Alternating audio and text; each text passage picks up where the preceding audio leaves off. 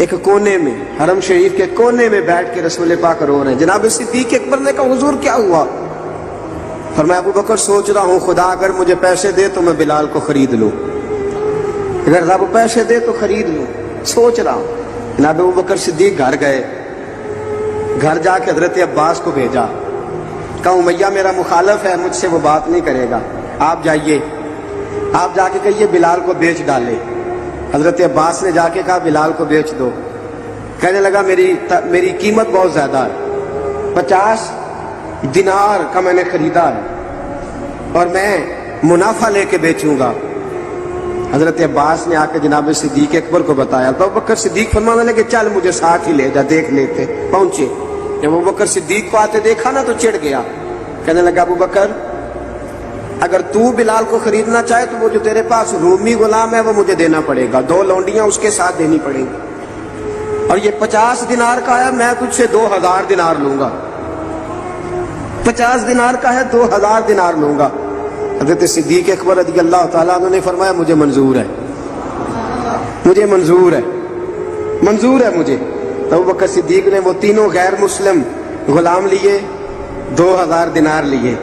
حضرت عباس نے بھی کلمہ نہیں پڑھا تھا، کہنے لگے ابو بکر تو کامیاب تاجر ہے، کیا کرنے لگے ہو؟ تو حضرت ابو بکر صدیق کہنے لگے آپ نے بھی کلمہ نہیں پڑھا، آپ کو اس سودے کا پتہ نہیں، آپ ابھی اس لذت آشنائی سے واقف نہیں، آپ نے بھی یہ ذائقہ چکھا نہیں، آپ ابھی اس راہ سے گزرے نہیں، آپ کو پتہ نہیں یہ بھی ایک ذائقہ ہے، یہ بھی ایک سودا ہے، یہ بھی ایک لذت ہے، یہ بھی ایک گہرائی ہے، یہ بھی ایک مزہ ہے، اس کا بھی آپ کو علم نہیں، آپ نے کلمہ نہیں نہ پڑھا۔ محبت کو سمجھنا ہے تو نہ سے خود محبت کر، کنارے سے کبھی اندازہ طوفان نہیں ہوتا۔ فرمایا ابھی تو راہ گزر میں ہے، کہتے مقام سے گزر، ابھی ذرا آگے چلیں گے نا، جب آپ کلمہ پڑھیں گے تو آپ کو پتہ چلے گا۔ حضرت سیدنا بلال حبشی کو لینے کے لیے صدیق اکبر پہنچے، 2000 دینار، 3 غلام پڑھے لکھے سیانے سمجھدار، جب دیے نا تو امیہ کھلکھلا کے ہنسا، کہنے لگا ابو بکر بڑے گھاٹے کا سودا کیا تو نے، ابو بکر تو نے بڑے گھاٹے کا سودا کیا ہے، یہ پڑھا لکھا مجھے دے کے جا رہا ہے اور یہ ان پڑھ تو لے کے جا رہا ہے، یہ خوبصورت رومی غلام دے کے جا رہا ہے اور یہ حبشی کالے رنگ کا تو لے کے جا رہا ہے، اور 50 دینار کا غلام 2000 دینار میں تو لے کے جا رہا ہے، اتنے گھاٹے کا سودا، اتنی بڑی نادانی۔ حضرت جناب سیدنا صدیق اکبر رضی اللہ تعالیٰ کہنے لگے امیہ تو کافر ہے، لیکن تو نے ابھی بھی پیسے تھوڑے مانگے ہیں، تو نے بلال کا رنگ دیکھا ہے، میں نے مصطفیٰ کے عشق کا رنگ دیکھا ہے۔ فرمایا تو ابھی اس کے رنگ میں الجھا ہوا ہے اور میں جو اس کے باطن کا حسن ہے وہاں تک پہنچ گیا ہوں۔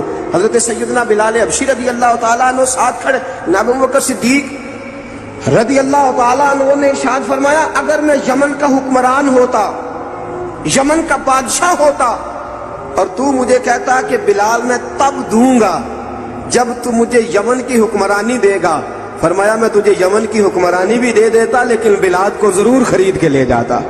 حضرت بلال حبشی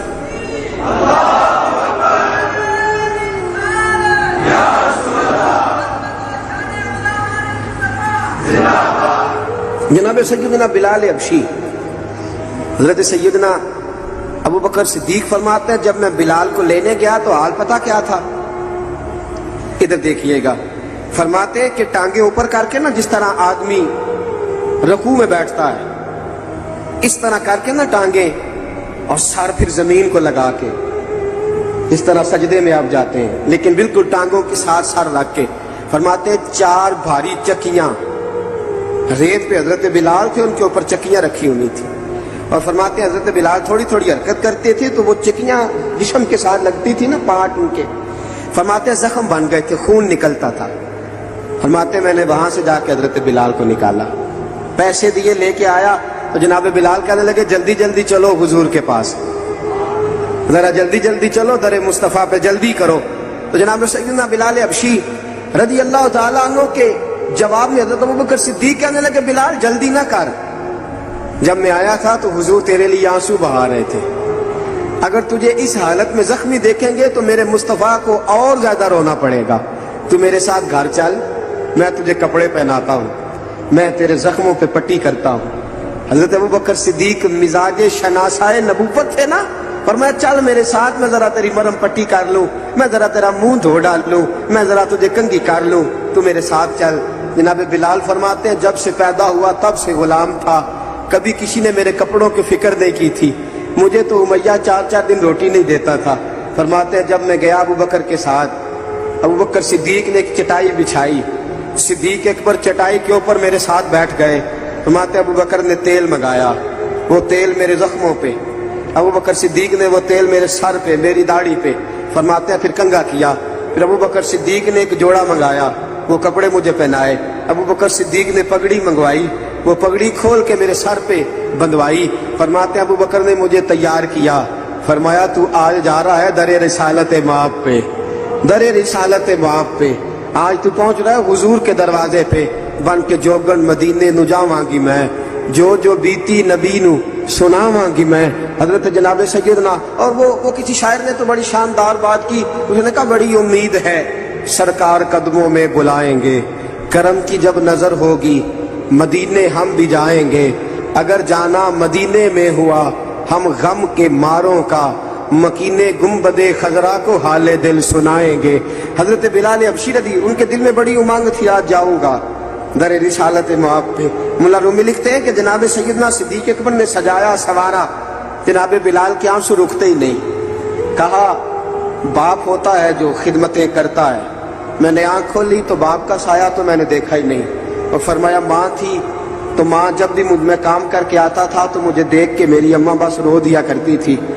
2-3 بہنیں تھیں، اور حضرت بلال فرمانے لگے ان بہنوں کو میں دیکھتا تھا تو وہ میرا حال دیکھ کے روتی تھی، اور جب وہ مجھے دیکھتی تھی تو میں رو دیا کرتا تھا۔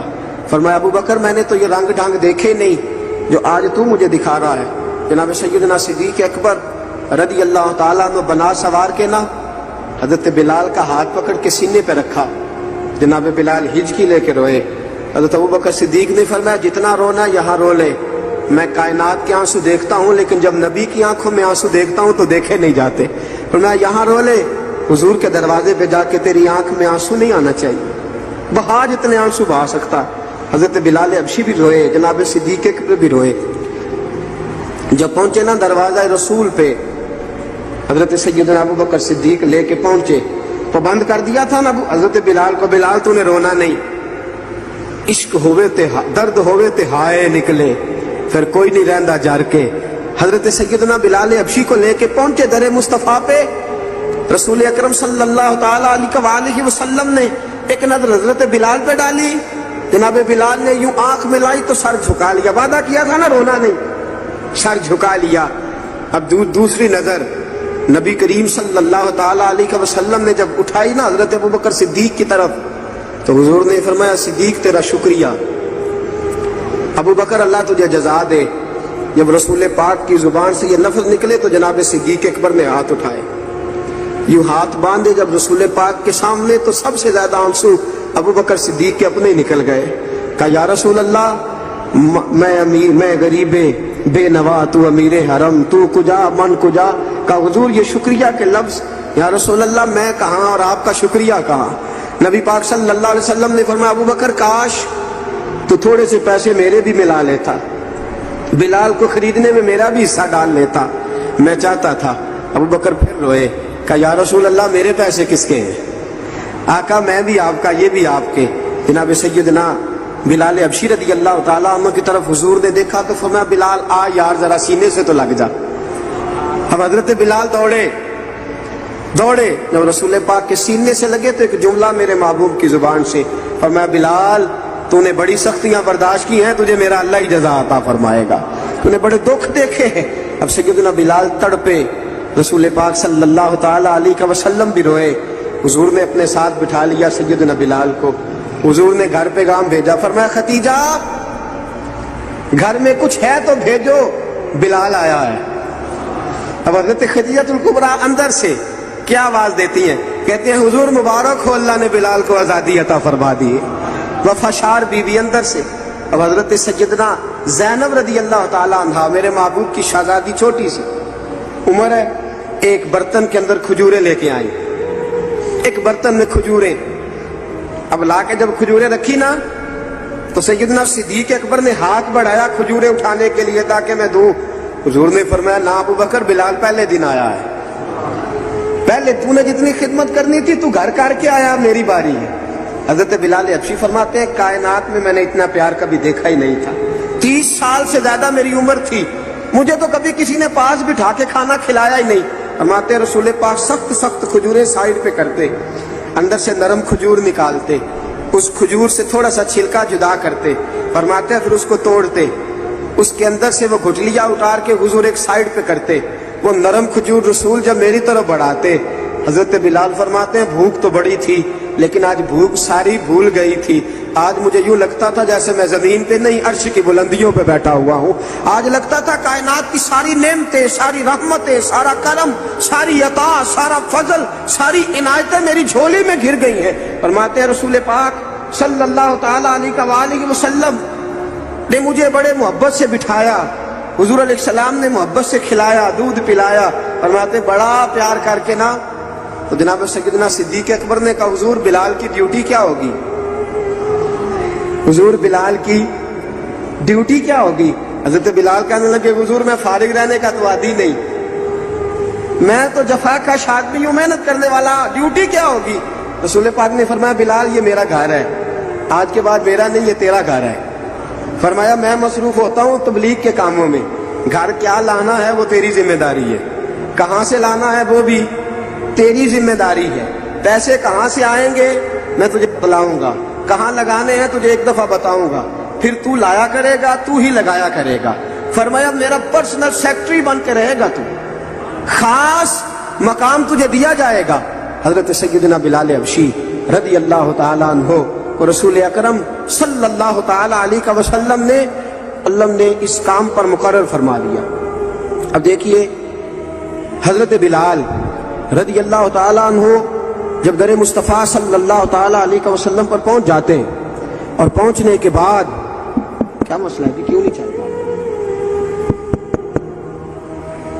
درود پاک پڑھیے الصلاۃ والسلام علیک کی گل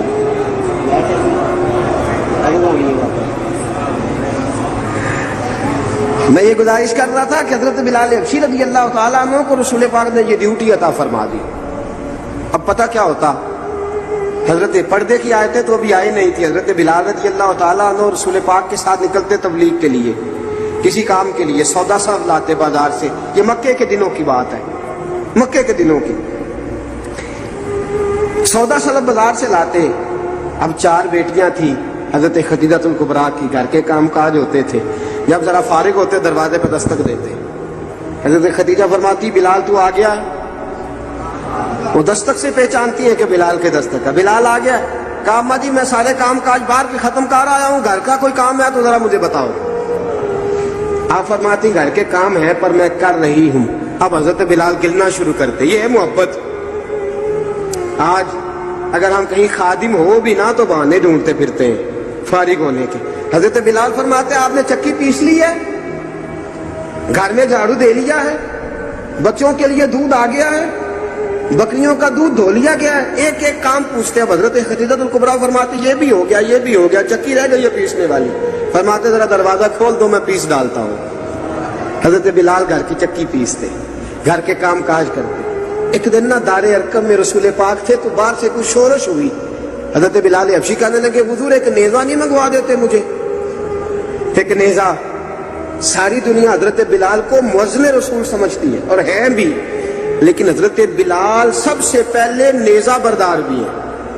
سب سے پہلے نبی پاک کی حفاظت کے لیے نیزہ جس شخص نے اٹھایا، تلوار اٹھانے والے اور ہیں، جان قربان، نیزہ سب سے پہلے حضرت بلال. کہا حضور ایک نیزہ نہیں منگوا دیتے؟ بلال کیا کرنا ہے؟ کہا یا رسول اللہ یہ کافر ہلکی پھلکی شرارت کرتے رہتے ہیں، ذرا میرے ہاتھ میں نیزہ ہوگا نا تو قریب کوئی نہیں آئے گا. یہ کرتے رہتے ہیں نا ہلکی پھلکی شرارت، باز نہیں آتے. نیزہ دے دیں گے نا تو قریب کوئی نہیں آئے گا. اب رسول پاک نے نیزہ دے دیا، منگوا دیا. اب حضرت بلال کے ہاتھ میں نیزہ ہوتا، رسول پاک کے آگے آگے چلتے، آگے آگے آگے آگے. نبی کریم صلی اللہ تعالی علیہ وآلہ وسلم دار ارقم میں جا کے تبلیغ کا کام شروع کرتے تو حضرت بلال دروازے پہ نیزہ لے کے کھڑے ہو جاتے. حضور نے فرمایا بلال تو ادھر کھڑا ہو گیا. یا رسول اللہ انشاءاللہ جب تک میں کھڑا ہوں اندر کوئی کافر آ نہیں سکتا. اندر کوئی نہیں آئے گا، میں محافظ بن کے کھڑا ہوں۔ حضرت بلال حبشی رضی اللہ تعالیٰ عنہ نے ہمیشہ، اور یہ نیزہ ہمیشہ پاس رکھا، بدر میں بھی، احد میں بھی، تبوک میں بھی، یرموک میں بھی، خندق میں بھی۔